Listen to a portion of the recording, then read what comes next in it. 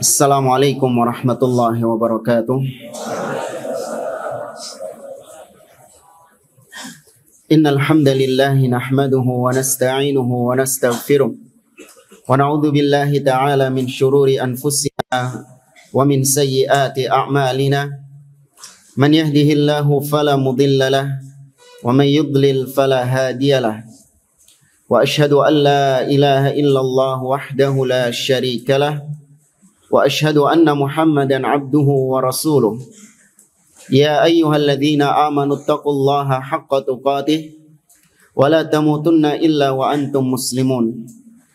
Ya ayyuhan nasu taqu rabbakumul ladzi khalaqakum min nafsin wahidah wa khalaqa minha zawjaha wa batha minhuma rijalan katsiran wa nisaa'a wattaqullaha alladzi tasaaluna bihi wal arham. Innallaha kana 'alaikum raqiba. Ya ayyuhalladzina amanu taqullaha wa qulu qawlan sadida yuslih lakum a'malakum wa yaghfir lakum dhunubakum wa may yuti'illaha wa rasulahu faqad faza fawzan 'azima. Amma ba'd. Fa inna asdaqal hadithi kitabullah wa khairal hadi hadi Muhammadin sallallahu alaihi wasallam. Wa syarrul umuri muhdatsatuha wa kullu muhdatsatin bid'ah wa kullu bid'atin dhalalah wa kullu dhalalatin finnar. Ma'asyiral ikhwah rahimani wa rahimakumullah. Nahmadullaha ta'ala ala ni'amihi fi hadzal yaum altaqikum fi ta'liqin aw fi syarhin ala kitab Al-Ajwibatil Mufidah an As'ilatil Manahijil Jadidah lil Allamah Shalih ibn Fauzan Al-Fauzan hafizahullahu ta'ala. Al-an fi su'al al-wahid wa ishrun. Naam, sahih? Qala sa'il, penanya berkata, hal tara qira'atas suhufi wal majallat fil masjidi min babi inkar ma fiha minal munkar wa bayanihi linnas liyahdharuhu jaizan. Wahai Syekh, apakah Anda beranggapan bahwa membaca koran-koran atau majalah-majalah di masjid, apakah itu termasuk mengingkari apa yang ada di dalam koran-koran dan majalah-majalah tersebut, mengingkari kemungkaran yang ada di koran-koran tersebut, supaya masyarakat mewaspadai kemungkaran yang ada di dalam koran-koran itu? Apakah kau memandang ini perkara yang dibolehkan? Paham pertanyaannya?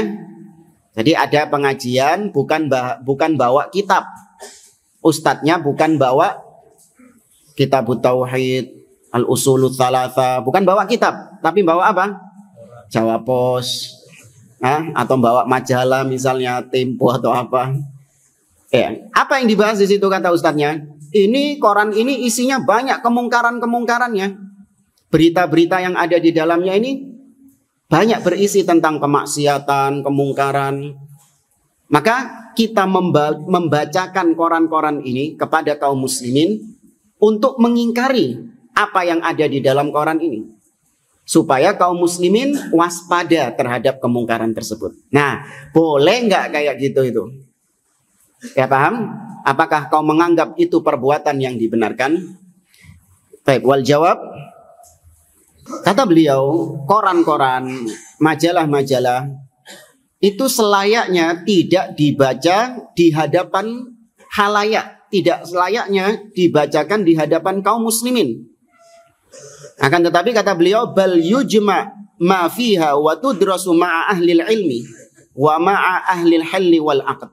Tapi selayaknya berita-berita kemungkaran yang ada di dalam koran tersebut itu hanya diteliti, hanya dibaca, hanya dipelajari oleh orang-orang yang memang pakar di bidang tersebut. Para ulama atau yang memang punya kompeten dalam bidang, bukan semua orang mengkonsumsi koran-koran tersebut. Ya, ada yang memang kompetensinya di situ, maka iya dipelajari. kemungkaran apa saja, bagaimana cara menghilangkan kemungkaran tersebut. Ini ranahnya ulama. Ya, bukan kemudian disampaikan secara mentah ke hadapan kaum muslimin. Atau mungkin juga bisa dimasukkan dalam pertanyaan ini adalah bagaimana hukumnya nobar di masjid. Ya, ada itu. Biasanya nobar apa? Kalau bulan September itu loh. G30 SPKI. Sahih jamaah. Diputar itu di masjid-masjid. Nobar. Atau mungkin dokumenter, film-film dokumenter apa. Ya, ditayangkan film-film itu di hadapan kaum muslimin. Nah. Kata Syekh, amma annahu yuja'u biha fil masajid fahada tashhirun la ingkar. Adapun kalau berita-berita yang ada di koran-koran itu dan di majalah-majalah itu dibacakan kepada kaum muslimin di masjid-masjid, maka ini sama saja semakin mempopulerkan, ya, semakin mempublikasikan kemungkaran-kemungkaran yang ada di dalam koran tersebut. Bukan mengingkari kemungkarannya, justru mempopulerkan kemungkarannya. Di sini ada footnote, dibawakan ucapan Syekh Muhammad bin Ibrahim, seorang mufti Saudi di zaman beliau, rahimahullah. Kata Syekh Muhammad bin Ibrahim, wa amma hukmu isti'malis suwar, adapun hukum menggunakan gambar-gambar makhluk yang bernyawa. Kan koran itu pasti ada gambar-gambar makhluk bernyawa, atau bahkan mungkin ada wanita-wanita yang nampak auratnya di koran tersebut. Ya, itu diputarkan di video-video yang dinobar tadi, atau dibacakan di koran-koran itu ada isinya gambar-gambar yang tidak layak untuk masuk ke dalam masjid. Kata beliau, faqad sarrahal fuqaha rahimahumullah bi annahu yahrumu isti'malu kulli suratin min dzawatil arwah. Terang-terangan para fuqaha, para ahli fikih, bahwasanya diharamkan menggunakan gambar apapun yang memiliki nyawa, yang bernyawa. Ya, dipajang atau ditampakkan nggak boleh. Sawa'un kanat fil masajid au kharijiha. Entah itu digunakan di dalam masjid atau di luar masjid. Ya. Maka sangat disayangkan kita dapati sebagian masjid-masjid itu menampilkan atau memajang gambar-gambar makhluk bernyawa di dalam masjidnya. Bukan figura, bukan, tapi biasanya ada di kalender. Ya, kita lihat dapati beberapa masjid itu ada kalender di gantung-gantung itu. Nah, kalender itu isinya adalah foto-foto gambar manusia makhluk bernyawa. Nah, ini juga seharusnya nggak layak. Ya, nggak layak seperti itu. Lakin la yakhfa annal istihanata bi hurmatillah wa isti'malis suwar fi buyutillahi asyaddu tahriman wa aghladu jurman. Tidak diragukan lagi, kata beliau, bermudah-mudahan dalam menerjang larangan-larangan Allah dengan ya tadi memajang gambar-gambar makhluk bernyawa, apalagi di rumah-rumah Allah, itu lebih haram lagi. Ya, keharamannya lebih dahsyat lagi. Kejelekannya lebih buruk lagi. Wasti'maluha aw hamluha hala ada'is shalah fahuwa asyaddu jur'ah wal iyadu billah. Apalagi kalau ketika sholat. Ya, misalnya orang yang sholat mengenakan pakaian-pakaian yang bergambar misalnya. Nah, ini lebih parah lagi, kata beliau. Ini dari ucapan Syekh Muhammad bin Ibrahim. Kemudian kata Syekh Shalih Fauzan, wa rubbama yakunu hadza farhan bil munkar. Kata beliau, bisa jadi dengan engkau membacakan berita-berita yang ada di dalam koran-koran tersebut, itu bukan malah mengingkari kemungkarannya, justru bergembira, senang dengan kemungkaran yang ada di dalam koran tersebut. Ada footnote lagi, kata beliau, Bal fi hadhihi tariqati tahyijun lil amah wa igharu sudurir ra'iyah 'alal hukam. Bahkan yang ada di dalam koran-koran tersebut itu isinya adalah provokasi-provokasi kepada rakyat.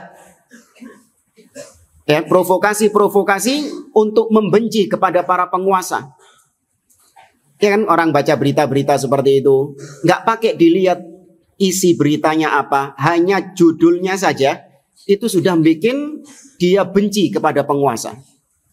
Baru baca judulnya saja, apa istilahnya itu, clickbait, ya kan? Cuman ngelihat judulnya saja.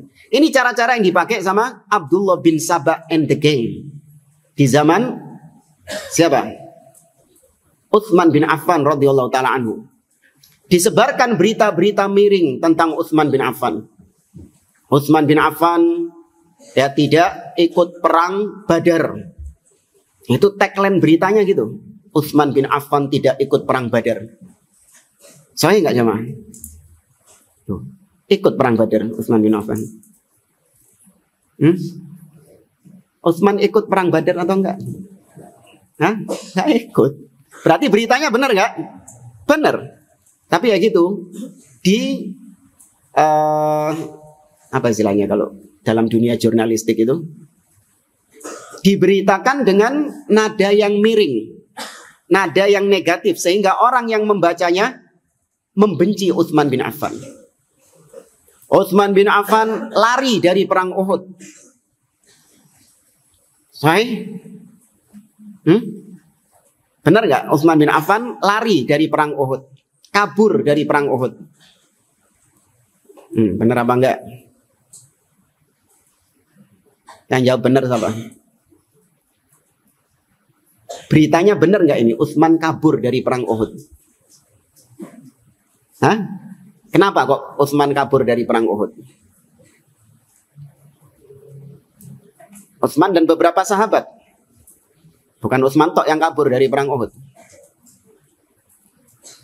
Karena mendengar isu tentang apa?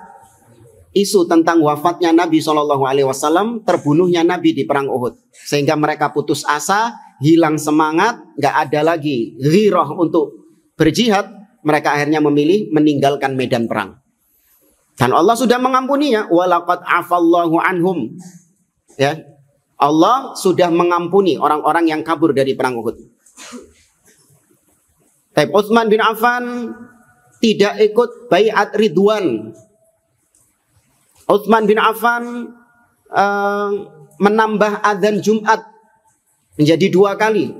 Dan banyak berita-berita yang lain. Ketika dijejali dengan berita-berita seperti ini, Anda bisa bayangkan di zaman tersebut penyebaran berita nggak semasif seperti zaman kita sekarang. Tapi ternyata itu bisa cukup untuk menggerakkan massa mendemo Utsman bin Affan sampai berujung pada terbunuhnya Utsman bin Affan radhiyallahu taala anhu. Apalagi di zaman sekarang penyebaran media sudah semakin masif, semakin kencang. Ya, sudah tahu media-media ini bisa memprovokasi rakyat untuk membenci kepada pemimpin. Sehingga ketika terjadi kebencian kepada pemimpin, maka rakyat disetir untuk melakukan hal-hal yang bisa menghilangkan stabilitas keamanan negeri tersebut. Kok ya masih dibacakan di depan kaum muslimin? Koran-koran itu ternyata masih dijadikan konsumsi. Dibacakan kepada kaum muslimin di mimbar-mimbar. Bahkan ada seorang ustadz ya, ngakunya salafi, menyarankan supaya di pondok-pondok pesantren itu setiap santri disediakan koran untuk dibaca sama santri-santri itu. Ada sahih jamaah. Ini yang pernah kita bahas. Metodenya siapa yang seperti ini? Yang dinamakan fikih waqi kata mereka. Cara-caranya siapa ini? Pernah sudah kan soal keberapa itu? Metodenya siapa? Dengan atas nama belajar fikih waqi. Kita harus tahu realita yang terjadi di negeri kita. Bagaimana peta perpolitikan dunia sekarang. Ya, ini sekarang mencalonkan sama siapa ini? Capresnya pasangan. Gitu. Harus tahu kemana ini. Kaum muslimin harus melek politik katanya. Itu namanya fikih waqi. Cara-caranya siapa ini? Ikhwanul Muslimin. Ya. Dan kemudian kata beliau, wala yakhfa ma fi dzalika min 'azimi munkar wa mafsadah. Tidak diragukan lagi, tidak tersembunyi lagi. Yang demikian membaca koran-koran di masjid-masjid itu kemungkaran yang besar dan mafsadat yang besar. Wa ma yatarattabu 'ala dzalik 'ala hadha at-tahyij as-siyasi min al-fawda. Di mana provokasi-provokasi politik yang ada di dalam koran itu bisa menimbulkan huru-hara, bisa menimbulkan prahara, chaos. Ya, wa adam istiqrari fadarul mafasid muqaddam ala jalbil masalih in kana fi hadha maslahah. Ini bertentangan dengan kaidah meninggalkan kemudorotan lebih diutamakan daripada menggapai maslahat. Kalau memang ada maslahatnya. Yang baca koran di masjid, menyampaikan isi koran di masjid, itu pun kalau memang ada maslahatnya. Wa illa mafsadatnya yang lebih besar daripada manfaatnya, kalau memang ada manfaatnya. Kata Syekh, li'anna ba'dhan nas yafrahu bil mu'akhadat min ajli annahu yurawwijuha wa yaquluha. Nah, isi yang ada di dalam koran itu kan banyak kemungkaran-kemungkaran tuh. Orang-orang banyak yang bikin sensasi, mengucapkan ucapan-ucapan yang batil, menulis tulisan-tulisan yang batil, memang pinginnya itu untuk viral. Sengaja dia nulis ucapan-ucapan yang batil, yang pokoknya bisa membuat dia itu menjadi viral, ditulis sama dia di media-media tersebut, dimuat sama koran-koran, dimuat di majalah-majalah. Memang sengaja dia menulis seperti itu supaya ada yang merespon, supaya ada yang mengkritiknya, supaya ada yang membantahnya. Biar apa? Biar dia semakin populer. Makanya di antara metode Ahlus Sunnah, tidak semua penyimpangan-penyimpangan yang dipublikasikan oleh sebagian orang, nggak semuanya harus ditanggapi. Jangan seperti ahli bidah. Mereka itu suka menanggapi hal-hal yang lagi viral, bukan lagi viral, suka menanggapi apapun yang sedang terjadi dari kemungkaran-kemungkaran. Muncul kemungkaran ini, padahal kecil kemungkarannya. Ya kan, dibantah sama dia, diluruskan sama dia. Akhirnya yang dibantah ini semakin naik popularitasnya, semakin terkenal dia. Dan itu yang terjadi di negeri kita, jamaah. Karena gak nyebutkan namanya siapa, mungkin insya Allah antum tahu beberapa orang-orang yang suka mengeluarkan pernyataan-pernyataan kontroversi. Kenapa kok bisa sampai setenar itu dia sekarang? Kenapa kok dia bisa sampai seterkenal itu sekarang? Karena respon dari sebagian orang yang mengkritiknya. Harusnya ketika awal-awal dia muncul mengeluarkan pernyataan-pernyataan kontroversial, biarkan sudah. Biarkan, diamkan. Gak usah digubris. Qul mutu bi ghaidhikum. Matilah engkau dengan kemurkaanmu sudah. Ya, gak usah digubris. Al-Imam Syafi'i rahimahullah ta'ala mengatakan, Idza nataqas safi fala tujibhu. Apabila ada orang bodoh yang berbicara kepadamu, maka sudah diam, jangan dijawab. Ya, kalau ada orang bodoh berbicara tentang masalah agama, mengeluarkan pernyataan-pernyataan kontroversial, sudah, jangan dijawab orang bodoh tersebut. Ya, kata beliau, fa khairun min ijabatihi as-sukut. Sebaik-baik jawaban atas orang yang bodoh itu adalah engkau diam. Karena kalau kau ladeni, apa diladeni ini? Kalau kau gubris dia, kau respon dia, maka semakin apa dia? Semakin populer. Ya, kemungkarannya semakin menyebar. Orang yang nggak tahu akhirnya jadi tahu. Ya, ini diantara fikih dalam mengingkari kemungkaran. Jangan sampai ketika antum mengingkari kemungkaran, justru menyebabkan kemungkaran itu semakin besar. Kemungkarannya justru semakin terkenal. Ya, maka dibutuhkan fikih dalam masalah mengingkari kemungkaran. Gak boleh cuman modal semangat saja. Makanya para ulama itu nggak semuanya ahli bid'ah diingkari sama dia. Ada ahli bid'ah kerucu-kerucu, ya masih kelas-kelas teri gitu, ngomong ngalur ngidul, ditanggapi nggak sama para ulama? Nggak ditanggapi, biarin sudah. Nggak ditanggapi, mati-mati sendiri dia. Ya, memang yang diinginkan sama dia adalah respon dari orang. Semakin orang-orang marah, semakin orang-orang membuli dia, maka semakin naik popularitasnya, semakin trending dia. Nggak zaman dulu, nggak zaman sekarang, seperti itu mainnya mereka. Kemudian kata beliau, wa rubbama yandassu ma'a haula'i nasun minal munafiqin yuriduna nashra syarr wal batil. Bahkan terkadang sebagian orang itu, atau terkadang ada orang-orang munafik yang menyelinap di antara barisan kaum muslimin itu. Di mana orang-orang munafik ini memang menginginkan tersebarnya kebatilan di tengah-tengah mereka. Memang ingin supaya kebatilan itu populer di tengah-tengah mereka. Nah, itu ada, maka harus waspada. Tidak semua berita, tidak semua informasi kita telan mentah-mentah atau bahkan kita sebarluaskan. Kita share informasi tersebut kepada orang lain, enggak. Allah Azza wa Jalla mengatakan, ya ayyuhalladzina amanu in ja'akum fasiqun binaba'in fatabayyanu. Wahai orang-orang yang beriman, apabila datang kepada kalian suatu informasi dari orang yang fasik, maka cross check terlebih dahulu. Teliti terlebih dahulu kebenarannya. Jangan langsung ditelan, jangan langsung di-share, disebarkan kemana-mana. Nabi SAW mengatakan, kafa bil mar'i kadziban an yuhadditha bi kulli ma sami'.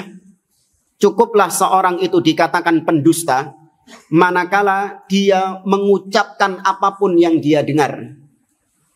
Masuk telinga, keluar mulut. Masuk telinga, langsung keluar mulut. Nggak ada filternya. Paham ya? Kalau bahasa Surabaya ini nyerocos. Nyerocos. Masuk telinga, langsung keluar mulut. Disebarkan langsung kemana-mana. Sama yang pakai HP juga gitu. Dapat berita dari orang lain, langsung di-share, di-forward kemana-mana. Ini kata Nabi, pendusta orang-orang seperti itu. Ya, nggak boleh. Dan kata beliau, fal amru khatirun jiddan. Ya, masalah seperti ini itu sangat berbahaya sekali. Bermudah-mudahan dalam mengambil berita yang ada di koran-koran, kemudian disampaikan di mimbar-mimbar, itu kata beliau sangat berbahaya sekali. Walaysa hadha huwa tariqul ilaj. Itu bukan perbaikan, bukan memperbaiki keadaan, justru itu semakin merusak keadaan. La wallah, tidak demi Allah. Ma hadhihi tariqatul ilaj. Sungguh demi Allah, ini bukan cara yang tepat untuk memperbaiki. Kan memang niatnya orang-orang ini dari awal menyampaikan berita-berita yang ada di koran itu adalah untuk memperbaiki kemungkaran yang sedang terjadi. Maka kata beliau, enggak, bukan itu cara perbaikan. Bukan dengan cara engkau semakin mempopulerkan kemungkaran-kemungkaran tersebut. Alladzi yuridu an yansaha lil muslimin wa li a'immatil muslimin wa 'ammatihim la yattabi'u hadhihi at-tariqah.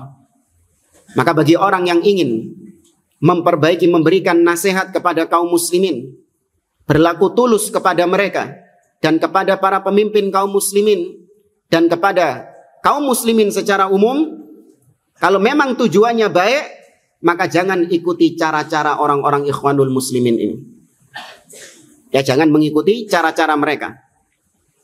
Wahiyya jam'ul akhta fil masjid, yaitu dengan cara membaca kemungkaran-kemungkaran yang ada di masjid disampaikan kepada kaum muslimin, wal i'lani anha, ya, kemudian mengumumkan kemungkaran-kemungkaran tersebut kepada mereka, wat tasyhiru biha, semakin mempopulerkan kemungkaran-kemungkaran itu. Wa hadza syai'un yujarru 'alal batil. Semua ini justru semakin menjadikan kebatilan itu semakin terpromosikan, semakin terkenal. Yaqulu ma dama annal amra bihadhihi at-tariqah fal amru munfaritun fayamalu man syaa'a ma syaa'a.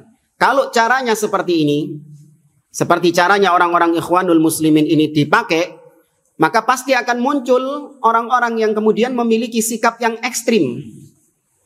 Setiap orang akan mengambil sikap sesuai dengan apa yang dia inginkan. Jadi Ustadz kok kayak ini ya, reporter pembaca berita. Ya, ketika disampaikan berita ini, maka pendengarnya akan mengambil sikap sesuai dengan apa yang dia maui. Wah, ini kalau kondisinya seperti ini muncul muncul kemungkaran sekarang, LGBT merajalela. Ya, kemudian ada gerakan komunis, ada ini. Wah, berarti saya harus begini, saya harus begini. Masing-masing orang memiliki cara sendiri untuk menyikapinya. Nggak ada bimbingan para ulama di situ. Ya. Kemudian kata beliau, hunaka unasun katsirun la yadruna an hadhil asya. La yadruna an hadhil asya. Banyak di antara orang-orang, manusia-manusia yang mereka nggak tahu tentang, nggak perlu tahu tentang hal-hal demikian. Nggak perlu tahu tentang apa yang terjadi perpolitikan di negeri ini, apa yang terjadi yang heboh sekarang, yang viral sekarang, nggak perlu tahu. Ya. Wa anta bihada taftah lahumul abwab. Kau dengan cara seperti tadi menyampaikan berita-berita yang ada di koran, itu sama saja membuka pintu-pintu kemungkaran bagi mereka. Yang nggak tahu akhirnya jadi tahu. Yang nggak tahu akhirnya kipu. Tahu kipu? Fudul. Akhirnya nyari tahu dia. Ya, karena semakin penasaran, jatuhlah dia dalam perbuatan kemungkaran tersebut. Ya, maka biarkan kaum muslimin, kalau memang mereka nggak tahu dengan kemungkaran itu, jangan mereka diberitahu tentang kemungkarannya. Ya, makanya yang dibantah, yang diluruskan sama para ulama adalah kemungkaran-kemungkaran yang memang viral, yang memang sudah banyak diketahui oleh kaum muslimin. Adapun kemungkaran-kemungkaran yang memang masih underground, yang masih di bawah tanah, maka biarkan dia terkubur di bawah tanah. Jangan malah diangkat ke permukaan. Paham maksudnya jamaah ya? Metode ini ya. Ini bedanya Ahlus Sunnah dengan Ahlul Bid'ah. Wa tukhbirhum an asya hum anha ghafilun. Dengan cara seperti itu, kau justru mengabarkan kepada kaum muslimin perkara-perkara yang memang harusnya mereka nggak perlu tahu tentang perkara tersebut. Nggak apa-apa mereka nggak tahu tentang perkara-perkara tersebut, karena memang bukan tugas mereka. Ya, alawah ala ma fi dzalika min mafasid. Justru yang ada semakin meningkat ya mafsadatnya ketika kau membacakan koran-koran di mimbar-mimbar tersebut. Baik, ikhwani fillah rahimani wa rahimakumullah. Soal berikutnya itu hampir mirip. Kata penanya, kalau ada koran, ya koran ini isinya macam-macam. Ketika di koran tersebut ada kemungkaran, misalnya ada seorang ahli bid'ah nih, nulis tentang kebid'ahannya di koran tersebut, dimuat sama koran itu. Atau misalnya menuduh, kata korannya itu dakwah salafiyah adalah bibit-bibit terorisme misalnya. Ya kan ada kan sebagian kayak gitu kan, dimuat di koran-koran. Itu kemungkaran yang ada di koran tersebut. Atau yang melegalkan LGBT, yang melegalkan perzinahan, ngasih syubhat di koran-koran tersebut, membawakan ayat-ayat, hadits-hadits. Apa kita nggak mengingkari kemungkaran itu? Dan kita jelaskan kepada manusia bahwa apa yang ditulis dalam kemungkaran tersebut adalah syubhat, batil. Paham pertanyaannya?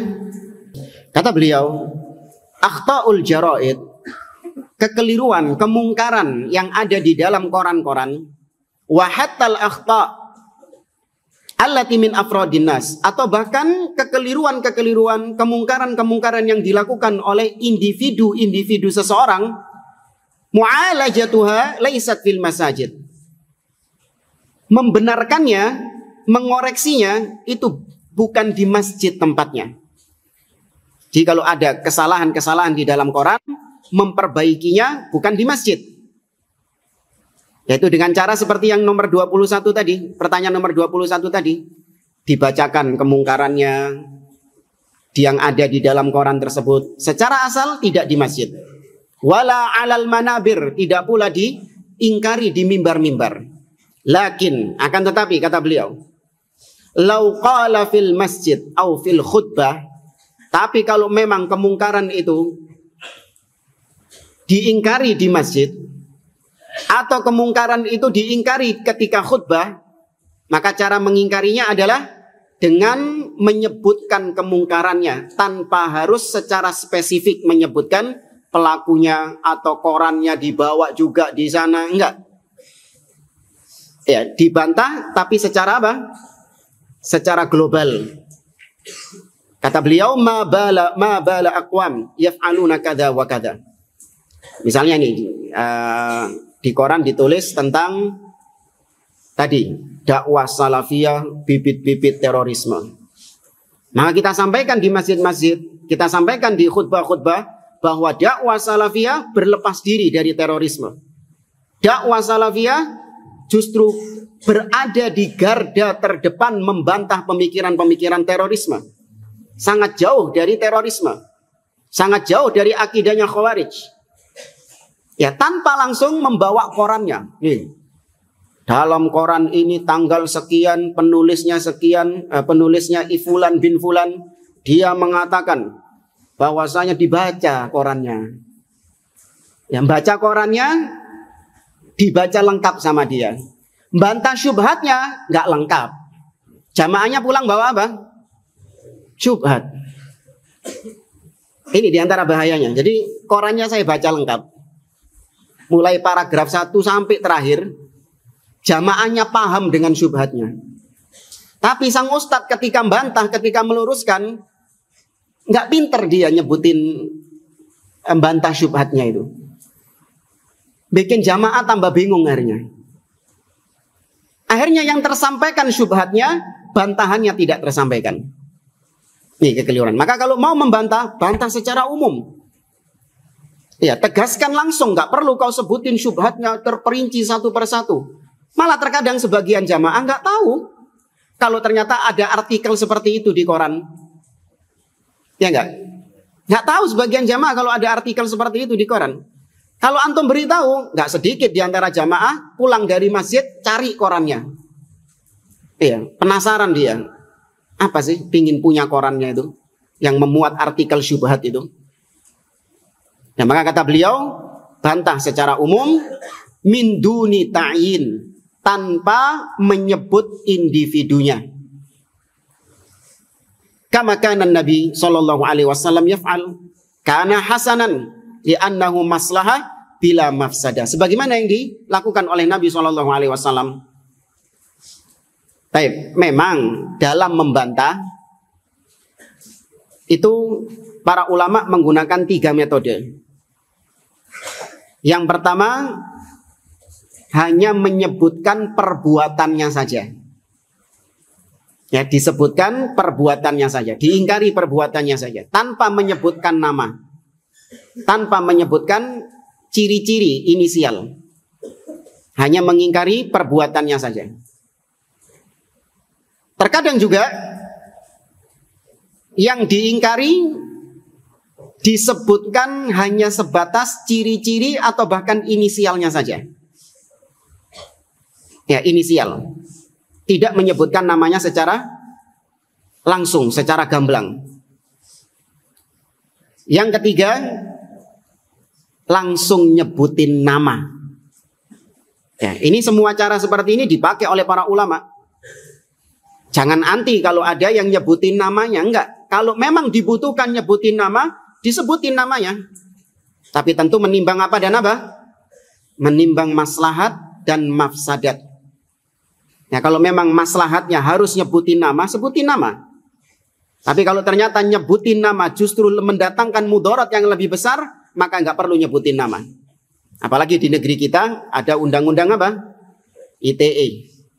Ya, mudaratnya lebih besar ketika nyebutin nama. Ya. Padahal kita nyebutin nama juga, tapi tokoh-tokoh luar. Misalnya siapa? Muhammad Al-Arifi, Safar Hawali, Salman Al-Auda. Tuh, kita sebutin namanya itu. Yang sudah mati juga kita sebutin, Sayyid Qutub, Hasan Al-Banna, Ya, kita sebutin Usama bin Laden, kita sebutin juga. Ya, tapi kalau orang-orang yang ada di sini, mudorotnya lebih besar. Ya, mudorotnya lebih besar. Nabi pernah berkata kepada Abdullah bin Amr ibnul As. Kata Nabi SAW, ya Abdullah, la takun mithla fulan. Fa innahu kana yaqumul lail thumma tarakahu. Wahai Abdullah, jangan kau seperti fulan. Tuh, enggak disebutin namanya. Jangan kau menjadi seperti fulan. Dahulu dia rajin mengerjakan sholat malam, tapi kemudian dia tinggalkan sholat malam itu. Nabi hanya menyebutkan fulan, enggak disebutin namanya. Tapi terkadang disebutin nama. Tabat yada Abi Lahabin watab. Disebutin namanya langsung. Ya, kadang juga disebutin perbuatannya. Nabi nggak nyebutin inisial, nggak nyebutin nama, tapi yang disebutkan oleh Nabi perbuatannya. Nabi mengatakan kepada sebagian sahabat yang wudhunya itu nggak mengenai mata kaki air wudhunya. Nabi mengatakan wailun lil aqabi minan nar. Ya, yang disinggung sama Nabi adalah perbuatannya. Celaka kaki-kaki tersebut, dia akan masuk ke dalam neraka. Dia akan disiksa di neraka karena kaki-kakinya tidak mengenai wudhu. Ya, disebutkan perbuatan. Maka 3 metode tadi dipraktekkan oleh para ulama. Imam Ad-Darimi punya kitab yang berjudul Raddud Darimi ala Bishr al-Marisi. Ya, dengan bayangkan judul bukunya itu sudah nyebutin nama dia. Ya. Kalau ulama kontemporer di zaman sekarang seperti Syekh Abdul Aziz Ar-Rayis, juga banyak kitab-kitab beliau yang membantah tokoh-tokoh penyimpangan, tokoh-tokoh kesesatan, dengan nyebutin namanya. Tadi Usama bin Laden, ya, Hasan al-Banna, ya, kemudian Muhammad al-Arifi, dan yang lainnya. Maka lihat maslahat dan mafsadat dalam mengingkari kemungkaran tersebut. Kalau memang bisa maslahatnya lebih besar nyebutin nama, sebutin nama. Tapi kalau enggak, mudaratnya lebih besar, maka nggak perlu nyebutin nama. Nggak nyebutin nama saja sudah rame gitu loh masalahnya. Apalagi nyebutin nama. Karena banyak yang baper gitu. Baik. Nah, ini kayaknya susah ini. Tapi nggak apa-apa, kata beliau, idza kana hunaka akhta fi jarida. Kalau di koran-koran itu ada syubhat yang dimuat, ya, ada penyimpangan-penyimpangan yang dimuat di artikel koran tersebut, atau penulisnya yang ada di koran tersebut, maka faktub raddan alaiha, tulis bantahan kepada artikel itu. Ya, kau tulis bantahan secara ilmiah, ya. Namanya bantahan harus dibangun di atas apa? Harus dibangun di atas ilmu. Maka tulis bantahan, au alaihi wa arsilhu lil jaridah, kemudian kirimkan bantahanmu itu di koran tersebut. Harapannya supaya dimuat juga sama koran. Cuman kayaknya susah. Ya, tapi ada sebagian yang dimuat juga di dalam koran. Karena koran itu pengennya, perusahaan koran itu pengennya apa? Ya, pengennya payu, laku korannya. Kalau ada yang saling bantah-membantah di korannya itu, nah itu kan medianya jadi laris. Terkadang memang demikian. Cuman enggak lah, kata beliau. Idza lam tansyurhu arsilhu li ghairiha. Kalau enggak dimuat sama orang korannya, sama perusahaan korannya, maka kau sebarkan sudah kepada yang lain. Apalagi di zaman sekarang, media informasi dengan cepat kita mengirim. Kita sebar bantahan kita kepada orang-orang. Ya, wa bihadza yahsul al-ilaj. Maka dengan itu perbaikan itu didapatkan. Ada footnote di sini, kata beliau, hadza huwal manhajus salafi alladhi yanbaghi lid-du'ati sulukuhu fi inkari mithli hadhihi al-akhta. Inilah metode salaf dalam mengingkari kekeliruan, dalam mengingkari kesalahan, yang hendaklah para dai-dai menggunakan cara ini dalam menyikapi kekeliruan tersebut. Birrudud, dengan membantah, wal mukatabah wa adamis sukut alal munkar, dengan bantahan tulisan-tulisan dan tidak diam terhadap kemungkaran tersebut. Ya, tidak boleh diam terhadap kemungkaran tersebut. Ini bagi yang memiliki ilmu. Ya, kalau nggak punya ilmu, jangan sok-sokan membantah. Ya, jangan sok-sokan bikin tulisan-tulisan membantah. Ya, serahkan, sudah ada ahli ilmu yang memang berkompeten. Ya, kalau memang nggak dibantah sama para ahli ilmu, berarti memang nggak ada maslahatnya membantah orang-orang tersebut. Ya, malah justru khawatirnya seperti tadi, semakin apa? Kalau dibantah, semakin mempopulerkannya. Ya, maka tugas antum berbekal terlebih dahulu, tidak langsung gegabah membantah orang-orang tersebut. Wa hadza minal himayati li janibis syariah wa hadza wajib wallahu a'lam. Ini bentuk penjagaan terhadap syariat. Dengan membantah penyimpangan, meluruskan ahlil bid'ah dari syubhat-syubhat mereka, itu bentuk penjagaan terhadap syariat. Ya, menjaga syariat lebih diutamakan daripada menjaga kehormatan si ahlil bid'ah itu. Makanya beragama jangan pakai perasaan. Ketika kita meluruskan ahlil bid'ah tersebut, terkadang sebagian orang menimbang dengan perasaan. Ustadz, kau membantah dia, apa nggak kesian kau sama dia? Ya kan, harga dirinya jatuh, kau bantah, kau luruskan penyimpangan-penyimpangannya. Akhirnya dia namanya menjadi tercoreng di mata kaum muslimin. Gara-gara engkau, gara-gara kau membantah meluruskan dia. Maka kita jawab, loh, dia mencoreng kemurnian agama, dia mencoreng kemurnian sunnah. Mana yang lebih didahulukan, menjaga kehormatan agama atau menjaga kehormatan dia? Mana yang lebih didahulukan? Kehormatan agama lebih didahulukan daripada kehormatan dia. Nah, kemudian wahada wajib wallahu a'lam. Ya, ini seperti pertanyaan yang sebelumnya. Amma anaka tajma' al-jara'ida wa ta'ti biha lil masjid aw lil khutbah wa taqra'uha 'alal mimbar.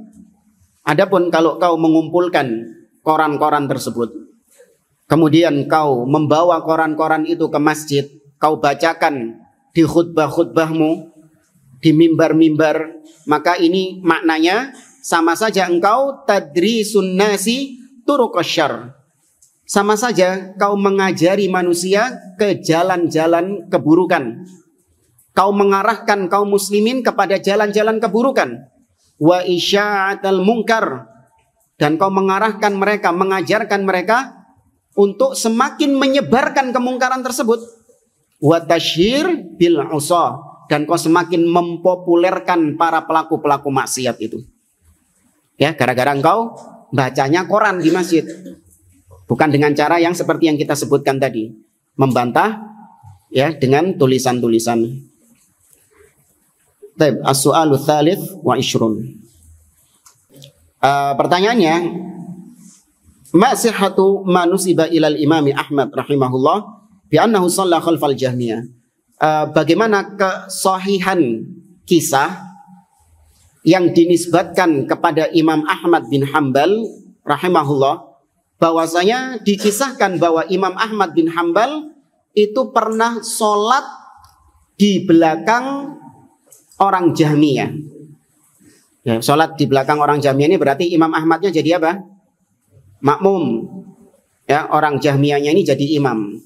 Ya, bukan sholat di belakang maksudnya sama-sama sholat sunnah gitu, saking posisinya di belakang, bukan. Sholat berjamaah. Baik, bagaimana kesahihan kisah tersebut? Baik, al-jawab. Baik, ini diantara adab seorang alim. Ketika dia ditanya sesuatu yang memang hakikatnya dia nggak tahu, maka dia mengatakan, wallahu a'lam, la a'rifu hadza, aku tidak mengetahui ada riwayat seperti itu. Ini sekelas Syekh Saleh bin Fauzan. Ya, aku tidak mengetahui ada kisah seperti itu. Maka kalau dalam perkara-perkara seperti ini, ada nggak riwayatnya Ustadz? Imam Ahmad pernah begini, atau kemudian Imam Syafi'i begini, atau sahabat ini begini. Kalau memang nggak tahu, nggak apa-apa. Ini bukan perkara yang perkara yang memalukan apabila antum nggak tahu. Tidak. Justru ketika dalam perkara-perkara usul, perkara pokok-pokok keimanan, seorang da'i yang menisbatkan diri kepada salaf, ketika ditanya tentang perkara-perkara usul, nggak layak dia mengatakan wallahu a'lam.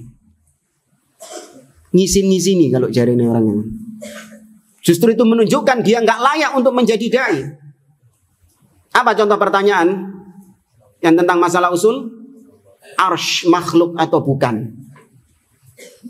Ya, arsh makhluk atau bukan? Apa jawabnya? Wallahu a'lam. Nah, ini nggak layak. Ini perkara yang nggak boleh seorang dai tidak tahu tentang masalah itu. Ustadz kan benar Ustadz, kalau orang ditanya nggak tahu kan jawabannya wallahu a'lam. Iya, lihat-lihat pertanyaannya dulu. Apa jadinya kalau misalnya antum ditanya Muhammad itu Rasulullah atau bukan? Terus antum jawabnya wallahu a'lam. Kif orang muslim seperti itu jamaah? Hah? Layak nggak? Nggak layak. Apalagi seorang dai yang menisbatkan di atas manhaj salaf dengan gelar yang mentereng. Ya, tapi kalau pertanyaan-pertanyaan seperti ini, apakah benar Imam Ahmad pernah sholat di belakang orang Jahmiyah? Maka ini butuh penelitian. Ya, dari sumber-sumber diteliti, apakah benar riwayatnya, dilihat dari kitab-kitab yang memang menceritakan tentang hal tersebut. Maka kalau nggak tahu nggak apa-apa, wajar.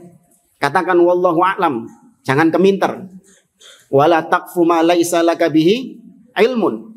Dan jangan kalian mengatakan apa-apa yang kalian tidak memiliki ilmu tentangnya. Innas sam'a wal fuada kullu ulaika kana anhu mas'ula. Ya.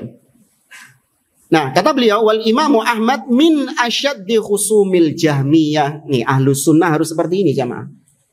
Imam Ahmad itu termasuk orang yang paling keras permusuhannya kepada Jahmiyah. Ahlus Sunnah harus memusuhi ahlil bid'ah, apalagi pentolan-pentolan mereka. Ya, bukan malah bermesraan. Ya, tapi ingat, memusuhi bukan berarti mendolimi loh, awas. Harus dibedakan. Oh, kata Ustadz Umar harus memusuhi ahlil bid'ah. Keluar ketemu ahlil bid'ah ditempelin.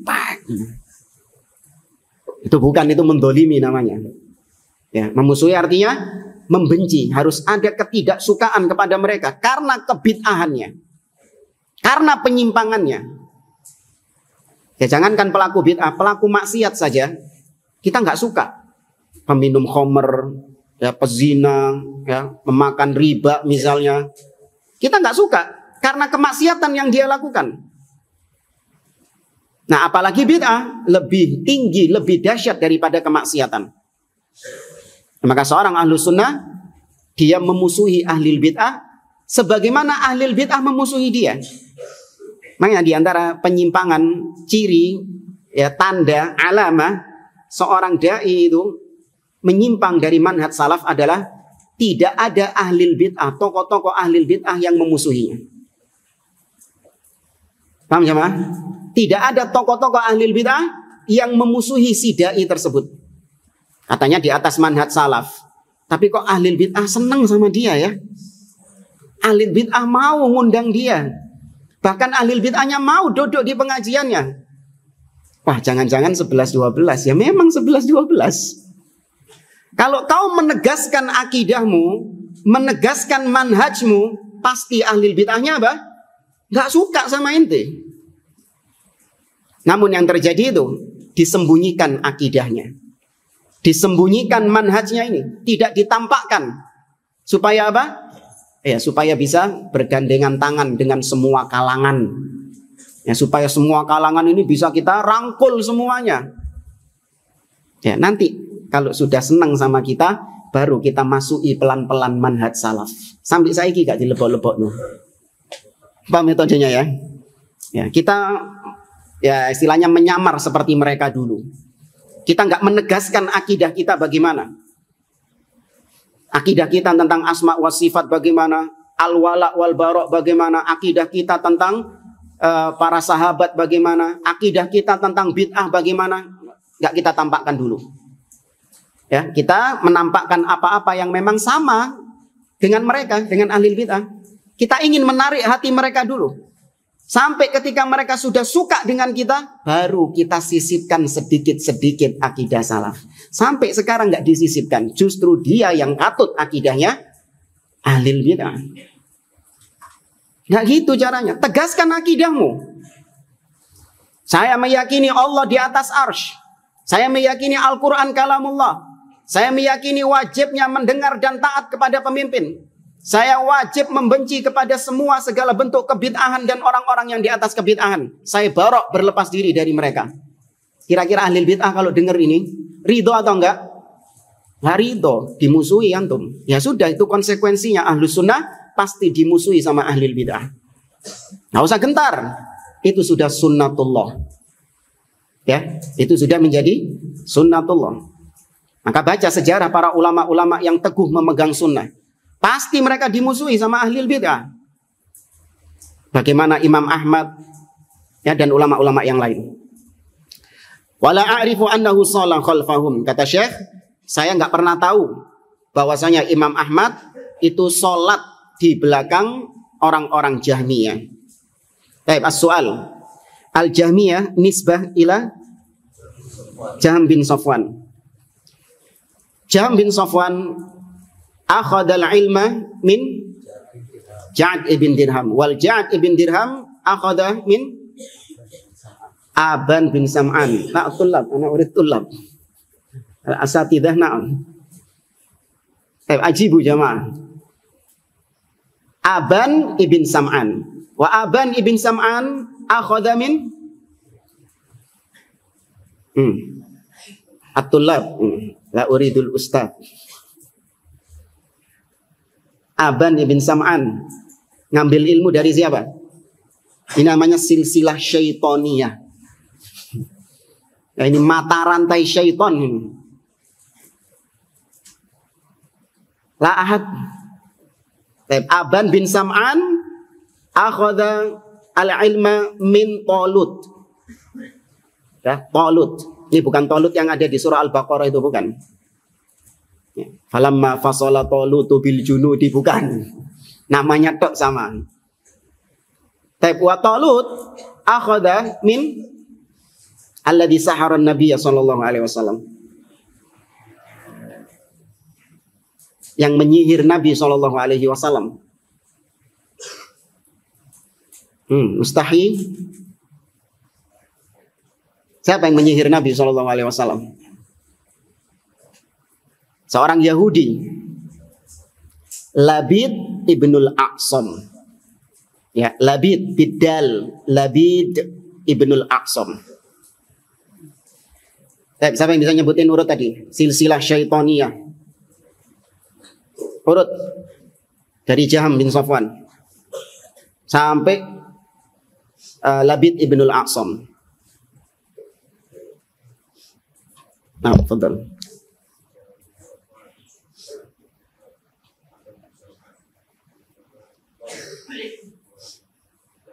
Naam, Labid ibnul Aqsam.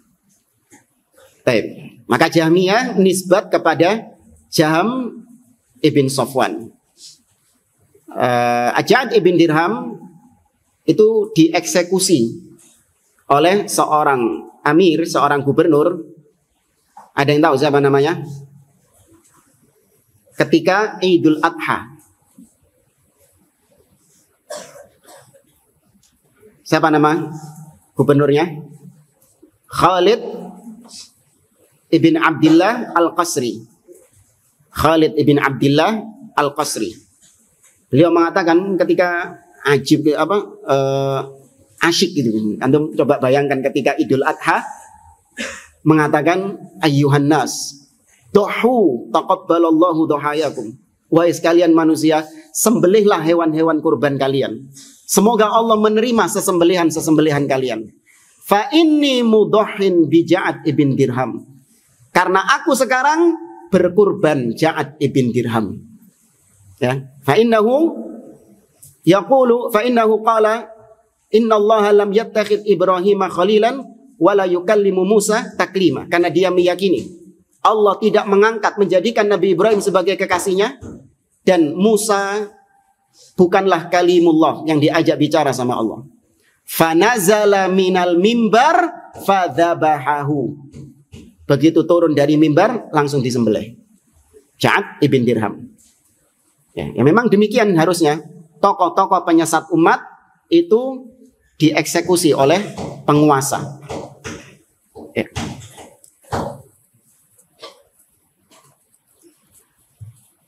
Al-Jahmiyah. Sebutkan penyimpangan-penyimpangan Jahmiyah.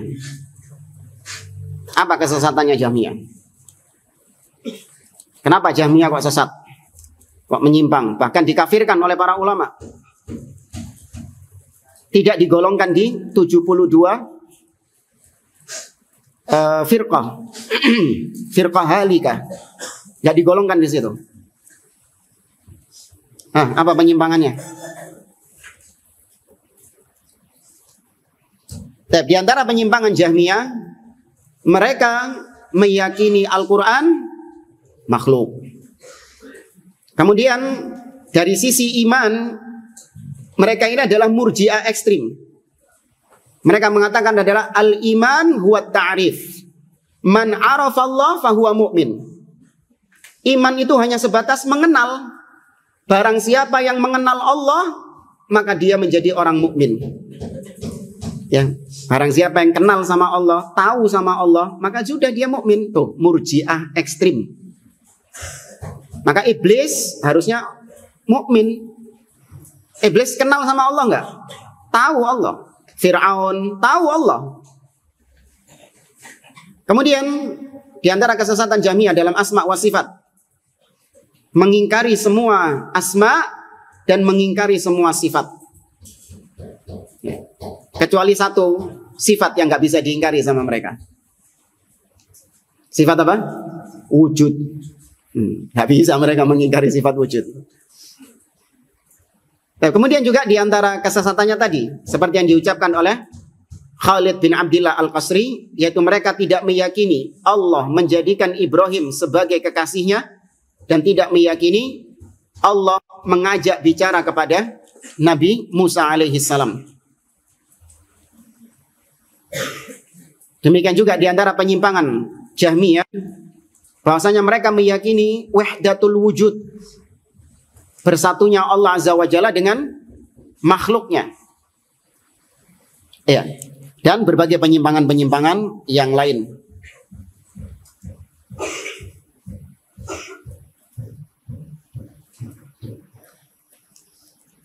Ada footnote di bawah sini, kata beliau, wa huwa kadzalik. Demikianlah Imam Ahmad, sebagaimana diriwayatkan dari putra beliau, faqad jaa an ibnihi Abdullah ma yathbutu annahu la yujawwizu sholata khalfal Jahmiyah, yang meriwayatkan, menegaskan bahwa Imam Ahmad tidak membolehkan, memfatwakan untuk tidak membolehkan sholat di belakang Jahmiyah. Di dalam kitab As-Sunnah yang dikarang oleh putranya Imam Ahmad, yaitu Abdullah bin Imam Ahmad, beliau mengatakan, sa'altu abi rahimahullah anis salati khalfa ahlil bid'ah. Aku pernah bertanya kepada ayahku tentang salat di belakang ahlil bid'ah. Qal la yusalla khalfahum. Jangan kalian salat di belakang mereka, yakni ahlil bid'ah yang seperti Jahmiyah dan Mu'tazilah. Ya, wallahu a'lam, sepanjang bid'ahnya itu memang bukan mukaffirah, sah salat di belakang ahlil bid'ah. Tapi kalau bid'ahnya mukaffirah, bid'ahnya itu menyebabkan dia kafir keluar dari Islam seperti Jahmiyah atau seperti Rafidah, maka tidak sah salat di belakangnya. Sebagaimana ucapan yang terkenal dari Al-Imamul Bukhari rahimahullah, beliau mengatakan, la ubali sallaitu khalfar rafidi wal jahmi am sallaitu khalfal yahudi wan nasrani. Aku tidak membedakan tatkala aku sholat di belakang Yahudi atau Nasara, atau aku sholat di belakang Rafidah atau Jahmiyah, podo wae. Ya, jadi sholat di belakang Jahmiyah, sholat di belakang Syiah, itu sama hukumnya dengan sholat di belakang Yahudi dan Nasara. Sah nggak? Nggak sah. Ya, ini diantara para ulama memang mengkafirkan Jahmiyah karena penyimpangannya sangat luar biasa kekufurannya. Nah, adapun ahli bid'ah yang tidak sampai pada derajat kekafiran, maka sah sholat di belakang mereka, namun lebih afdol sholat di belakang ahlus sunnah. Nah, maka kalau antum di rumah, di daerah antum memang ada masjid di mana imamnya seorang yang dikenal di atas sunnah, maka lebih afdol antum sholat di situ. Ya, namun kalau memang tidak ada, sah sholat di belakang ahli bid'ah sepanjang bid'ahnya tidak mukaffirah. Wa su'ila aidan 'anis shalah khalfal jahmiyah faqala la yusalli wala karamah. Ini sama seperti tadi. Kemudian diriwayatkan ada seseorang yang bertanya kepada Imam Ahmad, "Ya Aba Abdillah, usalli khalfa man yashrabul muskir?" Wahai Imam Ahmad, apakah boleh aku sholat di belakang orang yang suka mabuk? Ya, sholat di belakang orang yang suka mabuk.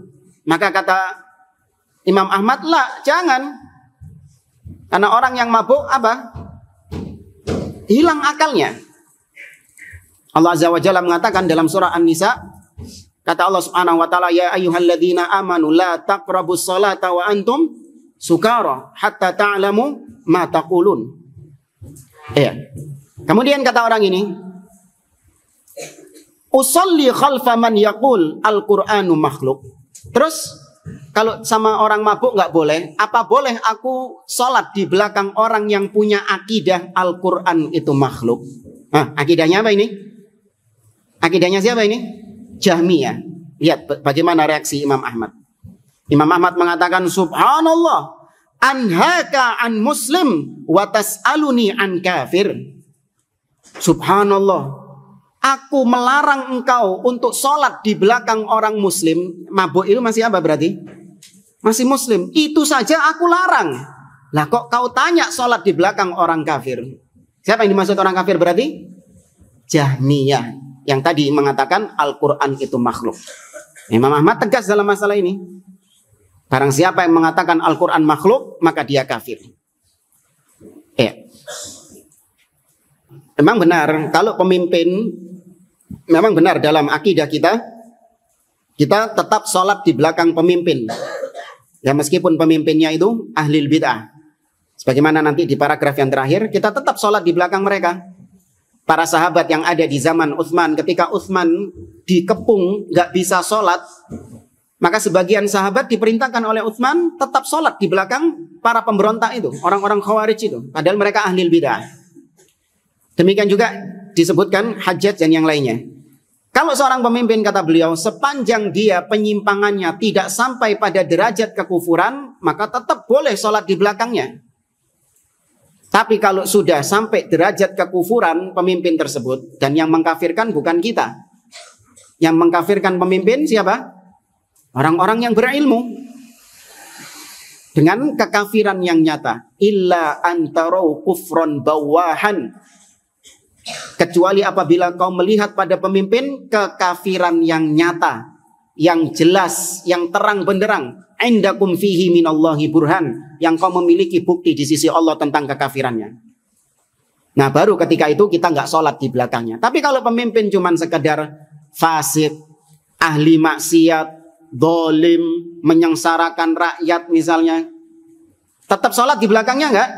Tetap sholat di belakangnya.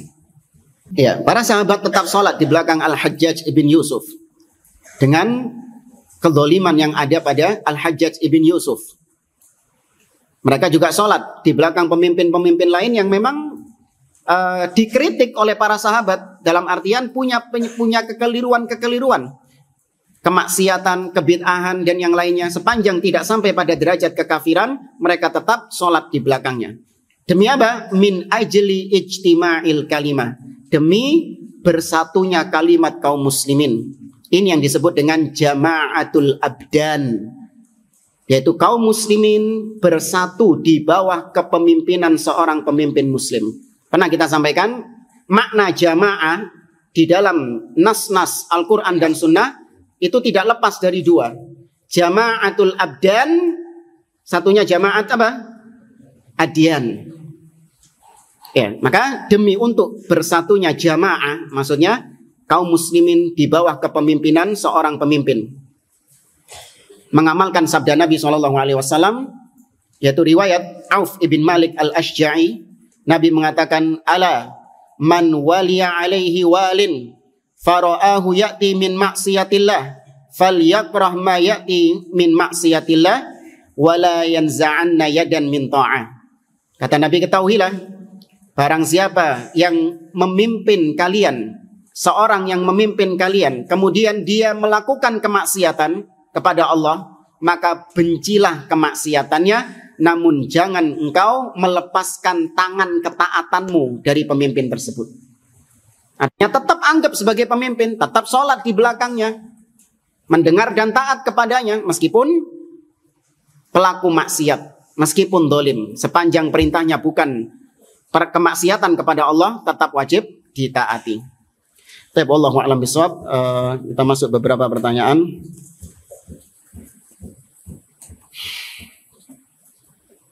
Ustaz, kalau memang tidak ada masjid selain dua masjid tersebut yang diimami oleh yang satu Jahmiyah, yang satu suka mabuk, apakah kita boleh sholat di rumah atau gugur kewajiban sholat di masjid?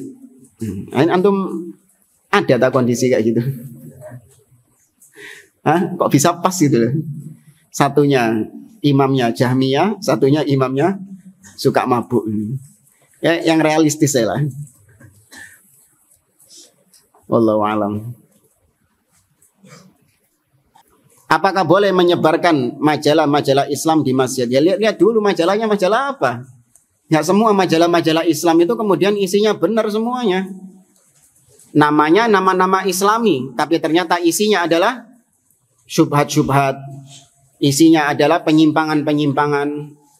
Ya, harus dipastikan terlebih dahulu. Majalah, buletin-buletin, itu biasanya Jumat tuh. Ya, banyak buletin-buletin. Nggak mau nyebutin mereknya, nanti akhirnya jadi viral. Maksudnya nanti akhirnya antum cari tahu. Ya, ada beberapa buletin-buletin yang kita ketahui memiliki pemahaman-pemahaman khawarij. Ya, cuman nggak ana sebutin mereknya, nanti antum jadi kipu.